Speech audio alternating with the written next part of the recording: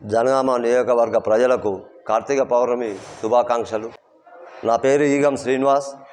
నేను కాంగ్రెస్ పార్టీ మాజీ పట్టణ ఉపాధ్యక్షుని. ఇక రాజీనామా చేసి బీఆర్ఎస్ పార్టీలో చేరడం జరిగింది.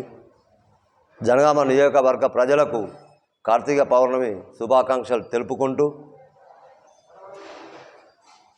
పల్లా రాజేశ్వర్ రెడ్డి గారు కేసీఆర్ గారి ఇంటి మనిషి అని కేసీఆర్ గారే 2 సార్లు మన జనగామ పట్టణానికి వచ్చి ప్రజానీకానికి సభాముఖంగా తెలియపరచడం జరిగింది. ఇవాళ జనగామ అభివృద్ధి చాలా వెనుకబడి ఉన్నది. పల్లా రాకతోటి జనగామ అభివృద్ధికి బాగా చాలా అభివృద్ధి జరుగుతుందని నా కోరిక. మీ అందరూ కూడా మన్నించి పల్లాను అత్యధిక మెజార్టీతో గెలిపించాలని కోరుకుంటున్నాం. రాజేశ్వర్ రెడ్డి గారు కేసీఆర్ గారి ఇంటి మనిషి అని కేసీఆర్ గారే 2 సార్లు మన జనగామ పట్టణానికి వచ్చి ప్రజానీకానికి సభాముఖంగా తెలియపరచడం జరిగింది. ఇవాళ జనగామ అభివృద్ధి చాలా వెనుకబడి ఉన్నది. పల్లా రాకతోటి జనగామ అభివృద్ధికి బాగా చాలా అభివృద్ధి జరుగుతుందని నా కోరిక. స్వార్థంతో ఎందుకు మేము పెట్టాలనే ఉద్దేశంగా దూరం ఉన్న వాళ్ళు ఉన్నారు, కొందరు దగ్గరుండి చేసేవాళ్ళు ఉన్నారు. అట్లాంటి వాళ్లకు నేనున్న ఒక మేనమామగా, ఒక ఇంటికి అన్న లెక్క, ఒక పెళ్లి పిల్లకు మేనమామగా ఉన్నా అని చెప్పి 1 లక్ష రూపాయలు ఇవాళ ఇవ్వడం జరుగుతుంది. ఇదే కాంగ్రెస్ పార్టీ 60 సంవత్సరాలు రాజ్యం ఏలింది.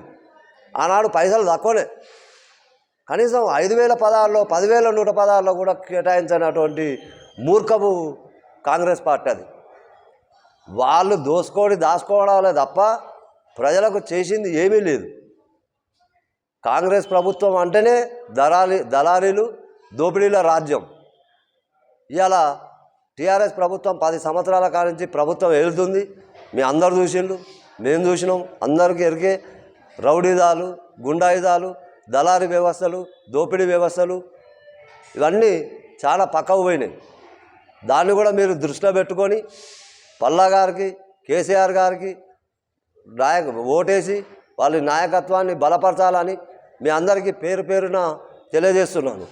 పల్లా రాజేశ్వర రెడ్డి గారు మొన్న ఒక సభలో కూడా మనకు ఏమని చెప్పిండంటే, వాళ్ళ కాలేజీల వాళ్ళ హాస్పిటల్లో మన జనగాం నియోజకవర్గం నుంచి ఎలాంటి పేదోళ్లకు కానీ మధ్యతరగతి కుటుంబాలకు కానీ సీట్లు కానీ, కాలేజీలో సీట్లు, హాస్పిటల్లో ఉచిత వైద్యం చేయిస్తా అని సభాముఖంగా మీ అందరికీ తెలియపరిచిండు. ఇవాళ ఇన్నేళ్ళ నుంచి ఎంతోమంది ఎమ్మెల్యేలు వచ్చిళ్ళు పోయిళ్ళు, మినిస్టర్లు కూడా వచ్చిళ్ళు పోయిళ్ళు. ఏ ఒక్క వ్యక్తి కూడా వాళ్ళ కాలేజీలో కానీ వాళ్ళ హాస్పిటల్లో కానీ ఉచితంగా చేర్చుకుంటా అని మాట ఇచ్చిన నాయకుడు ఏ ఒక్కరు లేరు. ఇవాళ పల్లా గారు పెద్ద మనసుతోటి ఆ విషయం ఒప్పుకున్నాడంటే జనగామ నియోజకవర్గ పేద ప్రజల, మధ్యతరగతి ప్రజల అదృష్టంగా భావించి మనకు ఒక పల్లా మన ఇంట్లో అన్న లెక్క, తమ్ముళ్ళ లెక్క, ఒక అవ్వకు కొడుకు లెక్క, ఒక అమ్మకు మనవని లెక్క ఉండి నేను దగ్గరుండి వైద్యం చేపిస్తా అని ఒప్పుకున్నాడు. అదే చాలా పెద్ద గొప్ప విషయం. దాన్ని మీరు దృష్టిలో పెట్టుకొని పల్లా గారికి మీ అమూల్యమైన ఓటు 30వ తారీఖు నాడు వేసి అత్యధిక మెజార్టీతో గెలిపించాలని నా యొక్క మనవి.